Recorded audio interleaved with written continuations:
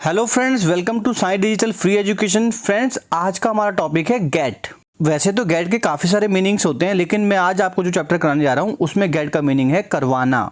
आज हम इस वीडियो में जानेंगे कि प्रेजेंट इंडेफिनिट टेंस में गेट का यूज किस तरीके से किया जाता है। जैसा कि मैं आपको पहले ही बता चुका हूँ कि गेट का एक मीनिंग होता है करवाना। जब हम अपना कार्य किसी से पैसे देकर करवाते हैं, ऐसे वाक्यों को इंग्लिश में ट्रांसलेट करने के लिए गेट का प्रयोग किया जाता है। जैसे मैं आपसे बोलूं, मैं नाई से अपने बाल कटवाता हूं, तो आप देख रहे हैं नाई से जब हम बाल कटवाने जाते हैं तो उसमें हमें इसको पैसे देने पड़ते हैं। फ्री में तो नाई हमारे बाल काटता नहीं है। तो इस तरीके के सेंटेंसेस में गेट का यूज होगा। इसी तरीके से मैं दूसरा सेंटेंस बोलूं, वह सर्विस सेंटर से अपनी गाड़ी ठीक करवाता है। तो जब भी कोई पर्सन सर्विस सेंटर से या किसी मैकेनिक से अपनी गाड़ी ठीक करवाता है तो उसको गाड़ी ठीक करवाने के बदले में उसे कुछ ना कुछ पैसे भी देने पड़ते हैं, तभी हमारी गाड़ी ठीक होती है। फ्री में तो कोई हमारी गाड़ी ठीक करता नहीं है।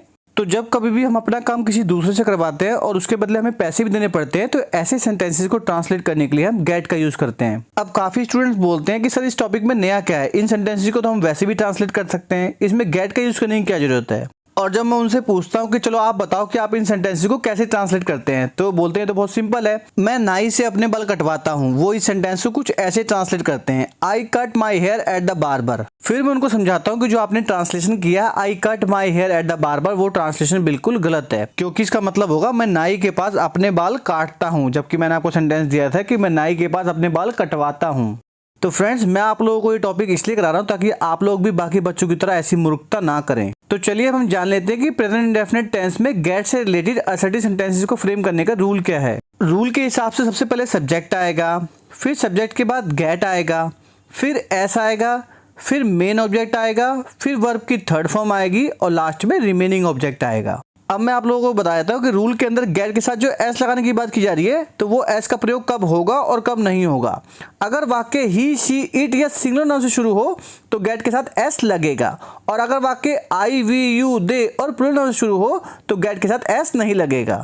फ्रेंड्स, मैं आप लोगों को एक इंपॉर्टेंट बात बता दूं कि गेट का यूज करते समय आपको इन दो बातों का जरूर ध्यान रखना पड़ेगा। पहली बात तो यह है कि टेंस के चेंज होने पर केवल गेट में ही चेंज होगा, क्योंकि इस वीडियो में हम प्रेजेंट इंडेफिनिट टेंस के अंदर गेट का यूज सीख रहे हैं, इसलिए मैंने आपको बोला कि गेट के साथ एस लगाना है। लेकिन अगर आप प्रेजेंट कंटीन्यूअस टेंस करेंगे तो जो गेट है वो गेटिंग बन जाएगा। इस तरीके से प्रेजेंट परफेक्ट टेंस में गेट जो है उसकी थर्ड फॉर्म लगेगी, वो गॉट बन जाएगा। तो आपको इस बात का खास ध्यान रखना पड़ेगा कि जब भी टेंस चेंज होगा तो आपको गेट में उस टेंस के हिसाब से चेंज करना पड़ेगा। आई होप आपको पहला पॉइंट अच्छे से समझ में आ गया होगा। अब इसका दूसरा पॉइंट समझते हैं।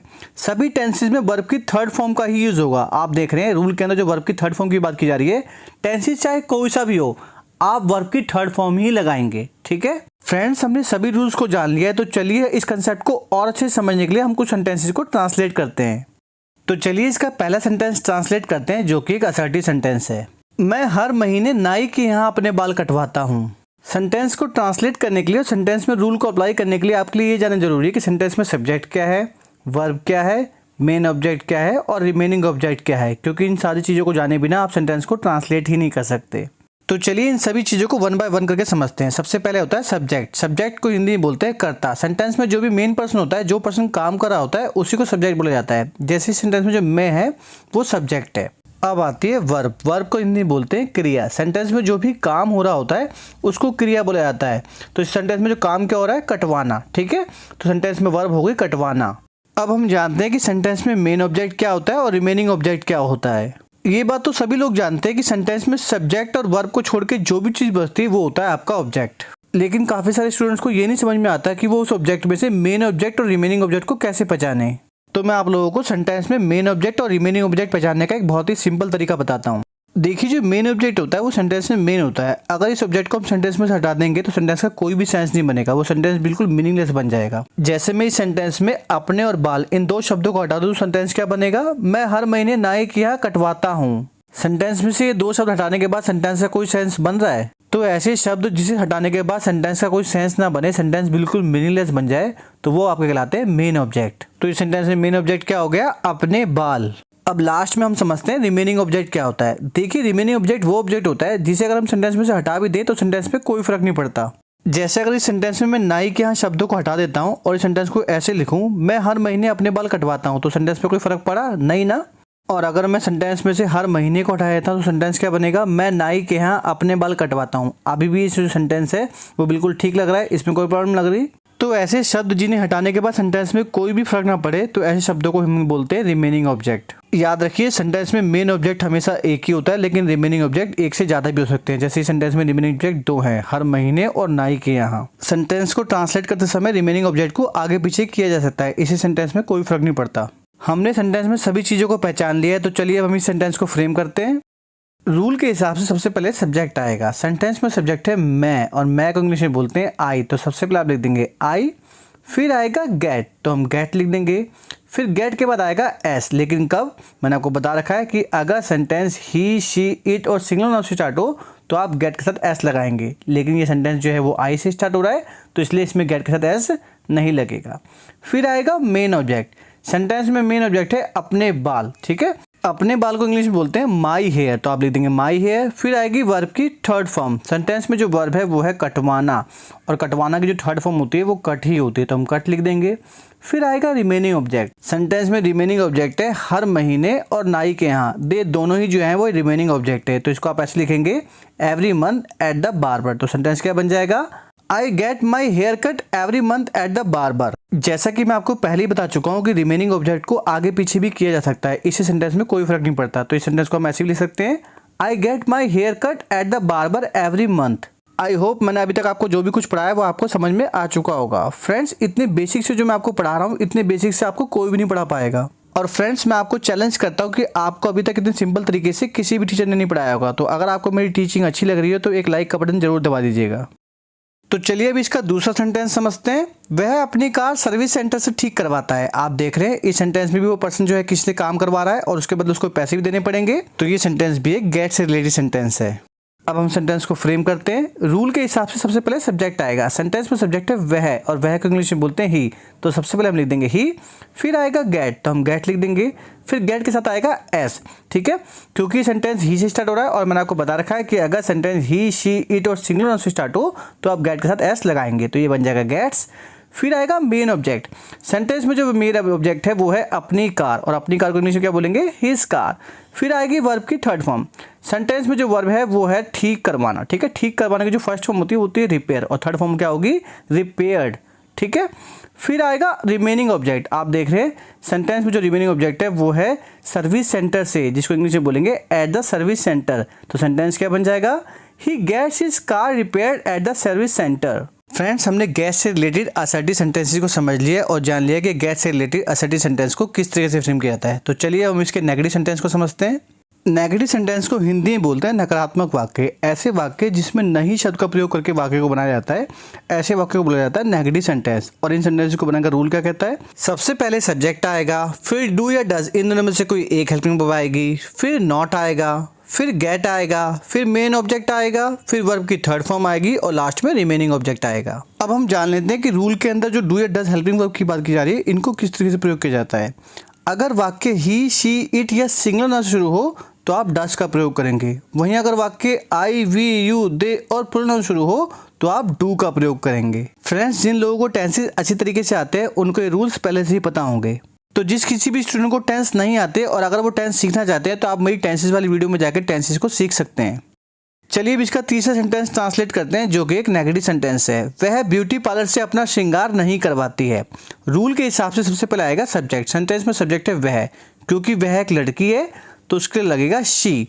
फिर आएगा डू या डज, इन दोनों में से कोई एक हेल्पिंग वर्ब। तो मैंने आपको बता रखा है कि अगर वाक्य ही, शी, इट या सिंगुलर नाउन से स्टार्ट हो तो आप डज का प्रयोग करेंगे, क्योंकि सेंटेंस ही से स्टार्ट हो रहा है तो आप लगा देंगे डज।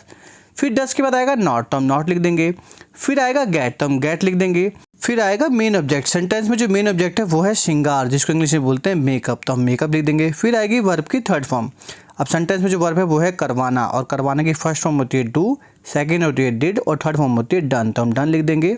फिर आएगा रिमेनिंग ऑब्जेक्ट। आप देख रहे हैं सेंटेंस में रिमेनिंग ऑब्जेक्ट जो है वो है ब्यूटी पार्लर से, जिसको इंग्लिश में बोलेंगे फ्रॉम द ब्यूटी पार्लर, तो सेंटेंस क्या बन जाएगा? She does not gate makeup done from the beauty parlour. चलिए अब इसका चौथा सेंटेंस समझते हैं, जो कि एक इंटरोगेटिव सेंटेंस है। क्या आप मोची से अपने जूते पॉलिश करवाते हो? रूल के हिसाब से सबसे पहले आएगा डू या डज, इन दोनों में से कोई एक हेल्पिंग वर्ब। तो उसके लिए हम देखेंगे सेंटेंस में सब्जेक्ट क्या है। सेंटेंस में सब्जेक्ट है आप, और आप को इंग्लिश में बोलते हैं यू, और यू के साथ क्या लगता है? डू, तो सबसे पहले आ जाएगा डू। फिर आएगा सब्जेक्ट, तो सब्जेक्ट है यू। फिर आएगा गेट, तो हम गेट लिख देंगे।